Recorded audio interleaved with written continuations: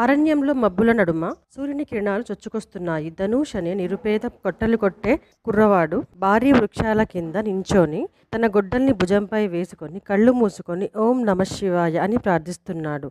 గాలిలో ఆకులు తేలికగా ఊగుతున్నాయి. పక్షుల కిలకిల రావాలు వాయువుని భక్తితో నింపుతున్నాయి. ఆకాశం ఒక్కసారిగా మేఘాలతో నిండిపోయింది. పెద్ద పెద్ద గాలులు వీస్తూ చెట్లు ఒరిగిపోయాయి. మెరుపులు గగనాన్ని ఛేదిస్తున్నాయి. అచేతనంగా ధనుష్ దారి తప్పిపోయాడు. వర్షంలో తడుస్తూ ముందుకు సాగుతున్నాడు. మహదేవా దారి చూపించు అని ఆర్తితో అరిచాడు. ధనుష్ ముందుకు సాగుతుండగా అతని కళ్ళ ముందు ఒక ప్రకాశం కనిపించింది. ఆశతో ఆ వెలుతురుని అనుసరిస్తూ వెళ్లి పురాతన శివాలయం కనుగొన్నాడు. ఆలయం పూర్తిగా మొక్కలతో లతలతో కప్పబడి ఉంది. లోపలికి అడుగు పెడుతూనే గాలి హాయిగా మారింది. అక్కడి మట్టి దుమ్ముతో కప్పబడిన శివలింగం తక్కువ వెలుతురుతో ప్రకాశిస్తోంది.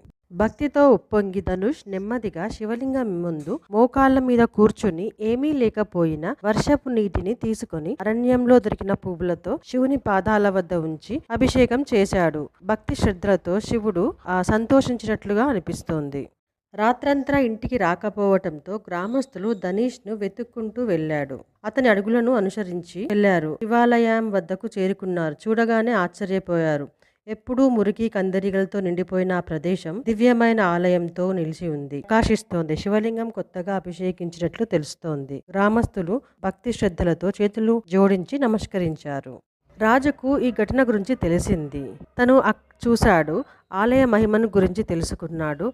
అది మళ్ళీ నిర్మించాలని ఆదేశించాడు. కొద్ది కాలంలోనే ఆలయం దివ్యమైన మందిరంగా మారిపోయింది. ప్రజలకు ఆధ్యాత్మిక కేంద్రంగా మారింది. అప్పటి నుంచి ధనుష్ నిరాడంబరంగానే ప్రతిరోజు అదే భక్తితో ఓం నమఃశివాయ అంటూ తన ప్రార్థనను కొనసాగించాడు.